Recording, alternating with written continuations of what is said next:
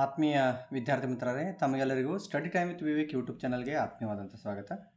ಮತ್ತು ವಿದ್ಯಾರ್ಥಿಗಳೇ, ಈಗಾಗಲೇ ನಮ್ಮ ಈ ಹಿಂದಿನ ವಿಡಿಯೋಗಳಲ್ಲಿ ನಾವು ವಿಜ್ಞಾನ ವಿಷಯದಲ್ಲಿ ಬರ್ತಕ್ಕಂತಹ ಏನು ರಸಾಯನ ವಿಜ್ಞಾನದ ಕೆಲವೊಂದಷ್ಟು ಪಾಠಗಳಿವೆ, ಆ ಪಾಠಗಳಿಗೆ ಸಂಬಂಧಪಟ್ಟಂತೆ ಯಾವ ರೀತಿ ವಾರ್ಷಿಕ ಪರೀಕ್ಷೆಯಲ್ಲಿ ಅನ್ವಯಿಕ ಪ್ರಶ್ನೆಗಳನ್ನು ಕೇಳಬಹುದು ಅಂತಕ್ಕಂಥದ್ರ ಬಗ್ಗೆ ಕೆಲವೊಂದಷ್ಟು ಪ್ರಶ್ನೆಗಳು ಮತ್ತು ಅವುಗಳಿಗೆ ಯಾವ ರೀತಿ ಉತ್ತರಗಳನ್ನು ಬರೆಯಬೇಕು ಅಂತಕ್ಕಂಥದ್ದನ್ನು ನಮ್ಮ ಹಿಂದಿನ ವಿಡಿಯೋಗಳಲ್ಲಿ ನಾವು ಅಭ್ಯಾಸ ಮಾಡಿದ್ವಿ. ಈಗ ಇವತ್ತಿನ ನಮ್ಮ ಈ ವಿಡಿಯೋದಲ್ಲಿ ನಾವು ಜೀವ ವಿಜ್ಞಾನದಲ್ಲಿ ಬರ್ತಕ್ಕಂತಹ ಏನು ಪಾಠಗಳಿವೆ ಅವುಗಳಲ್ಲಿ ಜೀವಕ್ರಿಯೆಗಳು ಪಾಠಕ್ಕೆ ಸಂಬಂಧಪಟ್ಟಂತೆ ಯಾವ ರೀತಿ ಅನ್ವಯಿಕ ಪ್ರಶ್ನೆಗಳನ್ನು ಕೇಳಲಾಗುತ್ತೆ ಅಂತಕ್ಕಂಥದ್ದನ್ನು ಈ ಒಂದು ವಿಡಿಯೋದಲ್ಲಿ ನಾವು ನೋಡ್ತಾ ಹೋಗೋಣ. ಯಾರು ನಮ್ಮ ಚಾನಲನ್ನು ಇನ್ನೂವರೆಗೆ ಸಬ್ಸ್ಕ್ರೈಬ್ ಮಾಡ್ಕೊಂಡಿಲ್ಲ, ಸಬ್ಸ್ಕ್ರೈಬ್ ಮಾಡ್ಕೊಳ್ಳಿ ಅಂತ ಹೇಳ್ತಾ ವಿಡಿಯೋನ ಆರಂಭ ಮಾಡ್ತಾ ಇದ್ದೀನಿ. ಸೊ ಬನ್ನಿ, ಮೊದಲೇ ಪ್ರಶ್ನೆ ಏನಿದೆ ಅಂತ ನೋಡ್ತಾ ಹೋಗೋಣ. ಒಂದು ಸಸ್ಯದ ಕಾವಲು ಜೀವಕೋಶಗಳು ಯಾವ ಸಂದರ್ಭದಲ್ಲಿ ಉಬ್ಬಿಕೊಳ್ಳುತ್ತವೆ? ಇದರಿಂದ ಪತ್ರರಂಧ್ರದ ಮೇಲಾಗುವ ಪರಿಣಾಮವೇನು ಅಂತಕ್ಕಂಥದ್ದು. ಕಾವಲು ಜೀವಕೋಶಗಳಿಗೆ ನೀರು ಪ್ರವೇಶಿಸಿದಾಗ ಅವು ಉಬ್ಬಿಕೊಳ್ಳುತ್ತವೆ, ಇದರಿಂದಾಗಿ ಪತ್ರರಂಧ್ರಗಳು ತೆರೆದುಕೊಳ್ಳುತ್ತವೆ ಅಂತಕ್ಕಂಥದ್ದು. ಇನ್ನು ಎರಡನೇ ಪ್ರಶ್ನೆ, ಒಂದು ಸಸ್ಯದ ಕಾವಲು ಜೀವಕೋಶಗಳು ಯಾವ ಸಂದರ್ಭದಲ್ಲಿ ಮುಚ್ಚಿಕೊಳ್ಳುತ್ತವೆ? ಇದರಿಂದ ಪತ್ರರಂಧ್ರದ ಮೇಲಾಗುವ ಪರಿಣಾಮವೇನು ಅಂತಕ್ಕಂಥದ್ದು.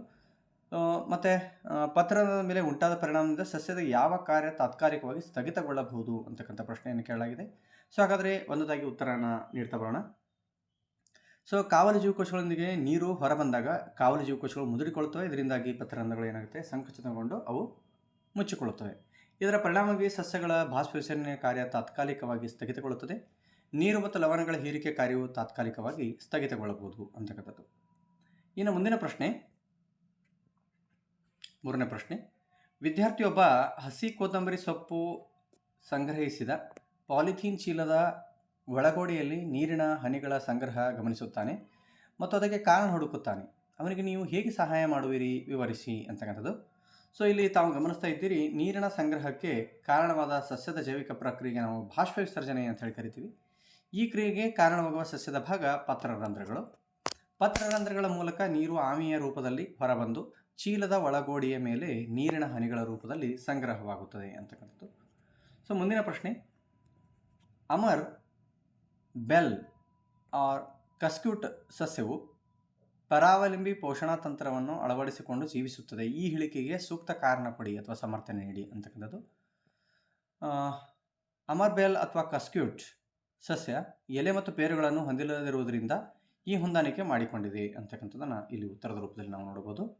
ಇನ್ನು ಐದನೇ ಪ್ರಶ್ನೆ, ಜಠರ ಗ್ರಂಥಿಗಳಿಂದ ಸ್ರವಿಸಲ್ಪಡುವ ಹೈಡ್ರೋಕ್ಲೋರಿಕ್ ಆಮ್ಲವು ಜಠರಕ್ಕೆ ಯಾವುದೇ ಹಾನಿ ಉಂಟು ಮಾಡುವುದಿಲ್ಲ ಹಾಗೂ ತನ್ನನ್ನು ತಾನೇ ಜೀರ್ಣಿಸಿಕೊಳ್ಳುವುದಿಲ್ಲ, ಏಕೆ ಅಂತಕ್ಕಂಥ ಪ್ರಶ್ನೆ ಇದೆ.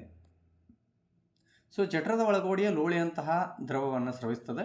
ಹೈಡ್ರೋಕ್ಲೋರಿಕ್ ಆಮ್ಲದ ವರ್ತನೆಯನ್ನು ತಡೆಯುತ್ತದೆ ಈ ಒಂದು ಲೋಳೆ, ಮತ್ತು ಕಿಣ್ವಗಳ ಜಠರದ ಒಳಗೋಡೆಗೆ ಬರದಂತೆ ತಡೆಯುತ್ತದೆ ಅಂತಕ್ಕಂಥದ್ದು. ಒಂದೊಮ್ಮೆ ಮನುಷ್ಯರಲ್ಲಿ ಕಪ್ಪೆಯಲ್ಲಿರುವಂತೆ 3 ಕೋಣೆಗಳ ಹೃದಯವಿದ್ದರೆ ಮನುಷ್ಯನ ರಕ್ತದ ಪರಿಚಲನೆ ಹೇಗಿರುತ್ತಿತ್ತು ಅಂತಕ್ಕಂಥ ಪ್ರಶ್ನೆ ಭಾಳ ಉತ್ತಮವಾಗಿರ್ತಕ್ಕಂಥ ಪ್ರಶ್ನೆ. ಶುದ್ಧ ಮತ್ತು ಅಶುದ್ಧ ರಕ್ತಗಳ ಮಿಶ್ರಣವಾಗಿ ರಕ್ತ ಪರಿಚಲನೆ ಅಸಂಪೂರ್ಣವಾಗುತ್ತಿತ್ತು. ಇಮ್ಮಡಿ ರಕ್ತ ಪರಿಚಲನೆ ಕಂಡುಬರುವುದಿಲ್ಲ ಅಂತಕ್ಕಂಥದ್ದು. ಮುಂದಿನ ಪ್ರಶ್ನೆ, ಅಪಧಮನಿಗಳ ಯಾವ ಗುಣದಿಂದಾಗಿ ಅತಿ ಹೆಚ್ಚಿನ ಒತ್ತಡದಲ್ಲಿ ರಕ್ತವು ಹೊರಬಂದರೂ ನಮಗೆ ಯಾವ ತೊಂದರೆ ಆಗುವುದಿಲ್ಲ ಅಂತಕ್ಕಂಥದ್ದು. ಸೊ ಅಪಧಮನಿಗಳು ದಪ್ಪನಾದ ಸ್ಥಿತಿಸ್ಥಾಪಕ ಭಿತ್ತಿಯನ್ನು ಹೊಂದಿರುವುದರಿಂದ ಇದು ಸಾಧ್ಯವಾಗಿದೆ. ಸೊ ಮುಂದಿನ ಪ್ರಶ್ನೆ, 8ನೇ ಪ್ರಶ್ನೆ, ಸಸ್ಯಗಳ ಬಾಷ್ಪ ವಿಸರ್ಜನೆಯು ನೀರು ಮತ್ತು ಲವಣಗಳ ಹೀರಿಕೆಗೆ ಪೂರಕವಾಗಿದೆಯೇ? ಪೂರಕವಾಗಿದ್ದರೆ ಈ ಹೇಳಿಕೆಯನ್ನು ವಿವರಣೆಯೊಂದಿಗೆ ಸಮರ್ಥಿಸಿ ಅಂತಕ್ಕಂಥದ್ದು. ಅಥವಾ ಬಾಷ್ಪ ವಿಸರ್ಜನೆಯು ಸಸ್ಯದಲ್ಲಿ ಹೆಚ್ಚಾದ ನೀರನ್ನು ಆವಿಯ ರೂಪದಲ್ಲಿ ಹೊರಹಾಕುತ್ತದೆ. ಈ ಕ್ರಿಯೆಯಿಂದ ಸಸ್ಯಕ್ಕೆ ಇತರೆ ಯಾವುದಾದರೂ ಅನುಕೂಲಗಳಿವೆ, ಹೇಗೆ ಎಂದು ತಿಳಿಸಿ ಅಂತಕ್ಕಂಥದ್ದು. ಬಹಳಷ್ಟು ಉತ್ತಮವಾಗಿರ್ತಕ್ಕಂಥ, ಬಹಳ ಮುಖ್ಯವಾಗಿರ್ತಕ್ಕಂಥ ಪ್ರಶ್ನೆ, ಅನ್ವಯಿಕ ಪ್ರಶ್ನೆ. ಸೊ ಉತ್ತರವನ್ನು ನೋಡೋಣ. ಬಾಷ್ಪ ವಿಸರ್ಜನೆಯು ಕ್ರಿಯೆಯಿಂದ ಪತ್ರರಂಧ್ರಗಳ ಮೂಲಕ ನೀರು ಆವಿಯಾಗುವ ನೀರಿನ ಅಣುಗಳ ಶೋಷಣ ಅಥವಾ ನೀರನ್ನು ಮೇಲ್ಮುಖವಾಗಿ ಎಳೆದುಕೊಳ್ಳುವುದರಿಂದ, ಆ ಶೋಷಣವನ್ನು ಉಂಟು ಮಾಡುವುದರಿಂದ ಬೇರುಗಳ ಝೈಲಮ್ ಕೋಶಗಳಲ್ಲಿ ನೀರು ಮತ್ತು ಲವಣಗಳ ಹೀರುವಿಕೆ ಸಹಾಯಕವಾಗಿದೆ. ನೀರು ಮತ್ತು ಲವಣಗಳ ಮೇಲ್ಮುಖ ಚಲನೆಗೆ ಸಹಾಯಕವಾಗಿದೆ. ತಾಪದ ನಿಯಂತ್ರಣದಲ್ಲಿಯೂ ಸಹ ಇದು ಸಹಾಯಕವಾಗಿದೆ ಅಂತಕ್ಕಂಥದ್ದು. ಇನ್ನು ಹಗಲು ಹೊತ್ತಿನಲ್ಲಿ ಸಸ್ಯಗಳು ಕಾರ್ಬನ್ ಡೈಆಕ್ಸೈಡ್ ಬಿಡುಗಡೆ ಮಾಡುವುದಿಲ್ಲ, ಸೂಕ್ತ ಕಾರಣ ಕೊಡಿ ಅಂತಕ್ಕಂಥದ್ದು. ಏಕೆಂದರೆ ಸಸ್ಯಗಳು ಉತ್ಪತ್ತಿಯಾದ ಕಾರ್ಬನ್ ಡೈಆಕ್ಸೈಡನ್ನು ದ್ಯುತಿ ಸಂಶ್ಲೇಷಣೆಗೆ ಬಳಸಿಕೊಳ್ಳುತ್ತವೆ ಅಂತಕ್ಕಂಥದ್ದು. ಇನ್ನು ಬಾಯಿಯಲ್ಲಿ ಅವಲಕ್ಕಿಯನ್ನು ಹಾಕಿಕೊಂಡು ಕೆಲವು ನಿಮಿಷಗಳ ಕಾಲ ಅಗಿದ ನಂತರ ಕ್ರಮೇಣ ನಮಗೆ ಸಿಹಿ ರುಚಿಯ ಅನುಭವವಾಗುತ್ತದೆ. ಇದನ್ನು ವೈಜ್ಞಾನಿಕ ಕಾರಣದೊಂದಿಗೆ ಸಮರ್ಥಿಸಿ ಅಂತಕ್ಕಂತಹ ಪ್ರಶ್ನೆಯನ್ನು ನೀಡಲಾಗಿದೆ.